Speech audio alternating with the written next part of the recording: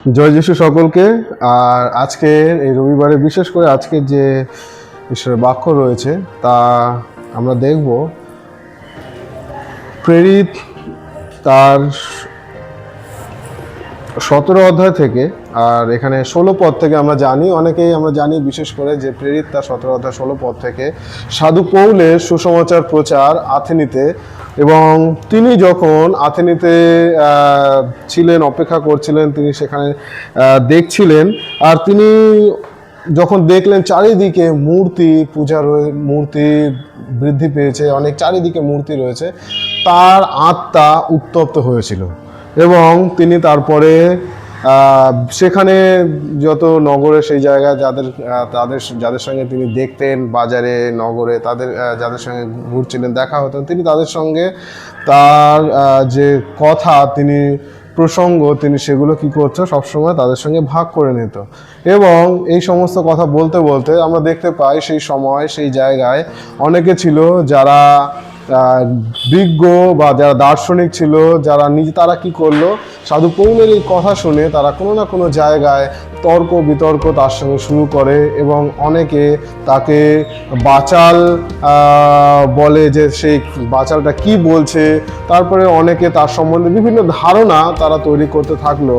এবং তারপরে আমরা যখন দেখতে পাই যে সাধু পৌল যেমনভাবে বলছিলেন, তার বলা দেখে তাকে কি করলো, বিভিন্ন লোক তার কাছ থেকে তাকে বলল যে আপনি যে কথা বলতে চাইছেন সেটি কি, এবং তার বিষয়ে তার অর্থই বা কী।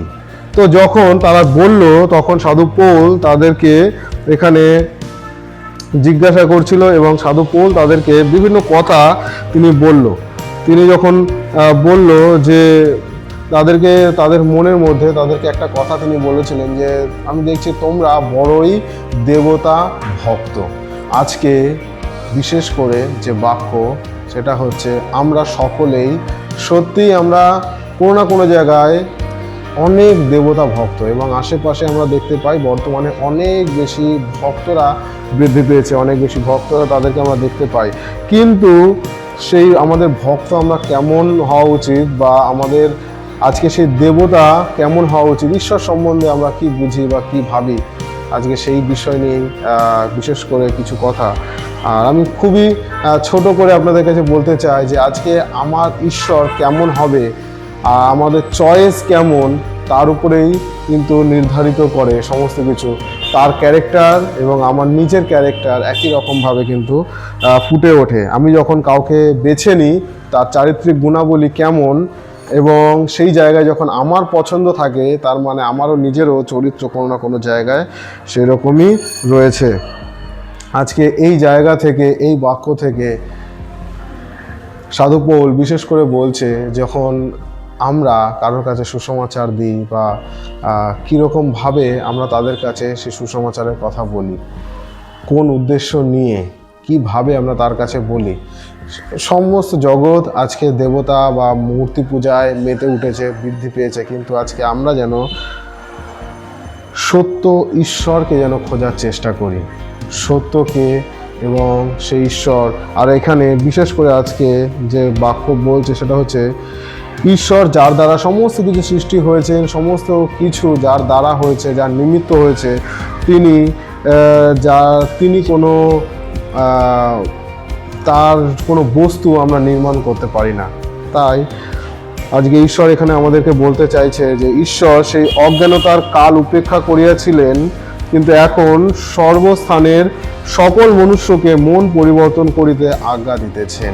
তো আজকে এটাই আমাদের উদ্দেশ্য, আজকে এটাই সকলের কাছে বার্তা, যেন ঈশ্বর আজকে চান আমাদের সকলের মনকে যেন আমরা পরিবর্তন করি। যদি এখনো পর্যন্ত আমরা কোনো না কোনো জায়গায় মূর্তি পূজায় আবদ্ধ রয়েছি, মূর্তি পূজার মধ্যে রয়েছি, যেন আমরা সেই জায়গা থেকে বেরিয়ে আসি, নিজেদের মনকে পরিবর্তন করি। কারণ ঈশ্বর ঘৃণা করেন মূর্তি পুজোকে, কিন্তু শয়তান পছন্দ করেন মূর্তি পূজাকে। তাই যদি আজকে আমরা কোন পথকে বেছে নেব, কাকে বেছে নেব, তার উপর কিন্তু সিদ্ধান্ত আসে, বা তার উপরেই কিন্তু আমাদের সমস্ত কিছু আসে। যদি আজকে আমরা মন পরিবর্তন করে মূর্তি পূজাকে ত্যাগ করি, তাহলে কিন্তু আজকে আমরা ঈশ্বরকে কোনোভাবে আমাদের হৃদয়ে বেছে নিলাম।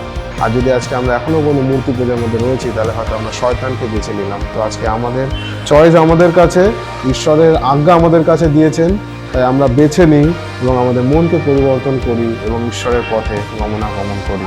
আমেন। ঈশ্বর প্রত্যেককে আশীর্বাদ দিই।